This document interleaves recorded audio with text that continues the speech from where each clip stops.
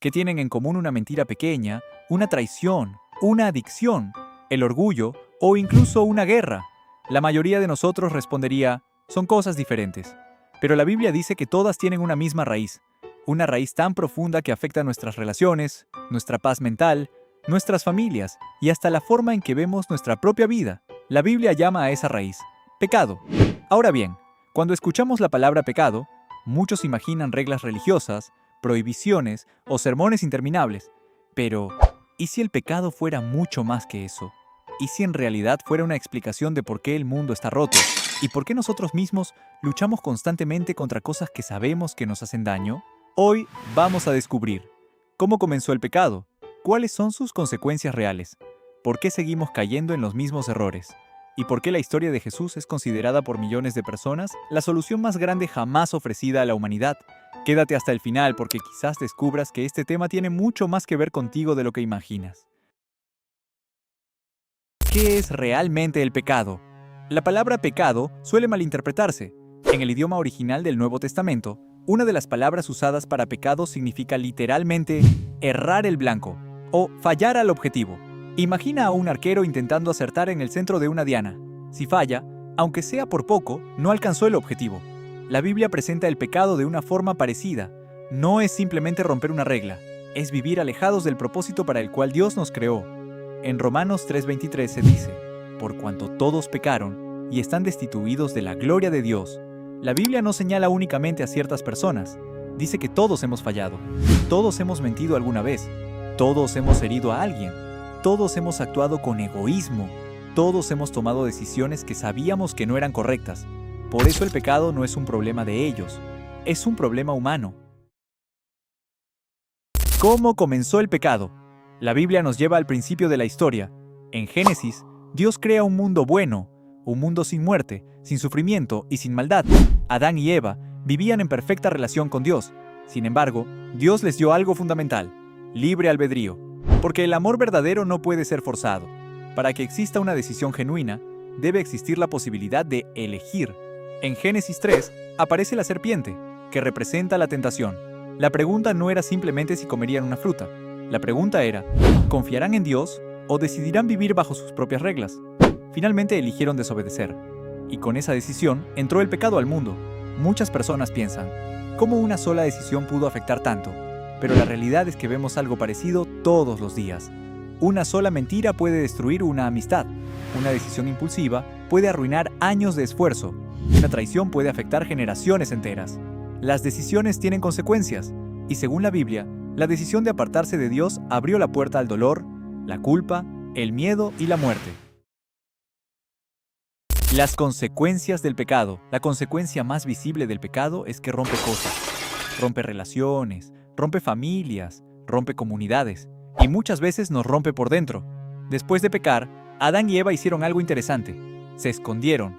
Génesis 3:8. La culpa los llevó a esconderse. Y eso sigue ocurriendo hoy.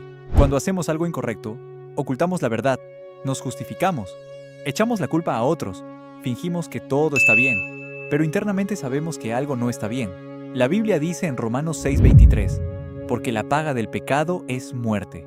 Esto no se refiere solamente a la muerte física, también habla de separación, separación de Dios, separación de la paz, separación del propósito. Y aunque el mundo ha avanzado en tecnología, medicina y conocimiento, seguimos enfrentando los mismos problemas morales que existían hace miles de años. La razón es que el problema principal no está fuera de nosotros, está dentro. ¿Por qué nos cuesta tanto dejar de pecar? Si sabemos que algo nos hace daño, ¿por qué seguimos haciéndolo? Esa misma pregunta la hizo el apóstol Pablo. En Romanos 7:19 escribió, no hago el bien que quiero, sino el mal que no quiero. Es una lucha que todos conocemos. Queremos controlar nuestro carácter, queremos dejar ciertos hábitos, queremos ser mejores, pero muchas veces volvemos a caer. La Biblia enseña que el ser humano tiene una inclinación natural hacia el egoísmo y la independencia de Dios. Por eso la solución no es solamente tener más fuerza de voluntad, necesitamos una transformación más profunda, necesitamos cambiar desde adentro. El plan de Dios para rescatar a la humanidad. Y aquí es donde la historia cambia completamente.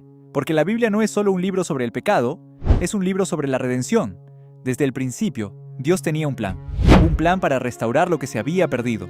En Juan 3:16 encontramos uno de los versículos más conocidos, porque de tal manera amó Dios al mundo, que ha dado a su Hijo unigénito, para que todo aquel que en Él cree no se pierda, mas tenga vida eterna.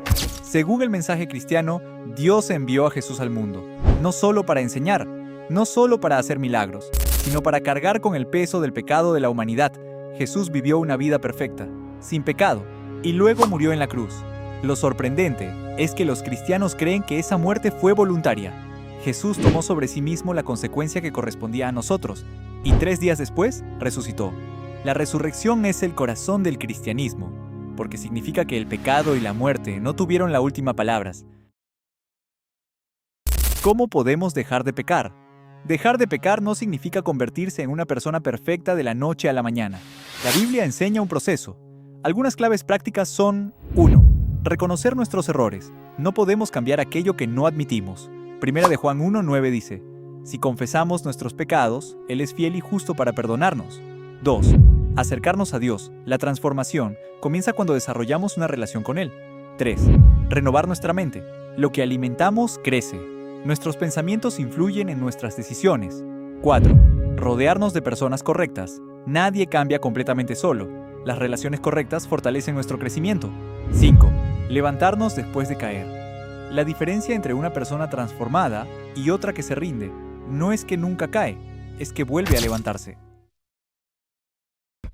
Tal vez el pecado no sea simplemente un concepto religioso, tal vez sea la explicación de por qué el mundo no funciona como debería, y quizás también sea la explicación de por qué nosotros mismos luchamos con tantas cosas por dentro. Pero la Biblia no termina con la caída de la humanidad, termina con una invitación. La invitación de un Dios que no abandonó a las personas cuando fallaron, un Dios que decidió acercarse, un Dios que envió a Jesús para abrir un camino de regreso. Porque el mensaje central de la Biblia no es que los seres humanos son demasiado malos para ser salvados, es que Dios los ama demasiado como para dejarlos perdidos. Y esa decisión podría cambiar tu vida para siempre. Si este video te hizo reflexionar, comparte tu opinión en los comentarios. ¿Crees que el ser humano puede cambiar por sí mismo o necesita algo más? No olvides suscribirte. Muchas gracias por ver y nos vemos en el próximo video.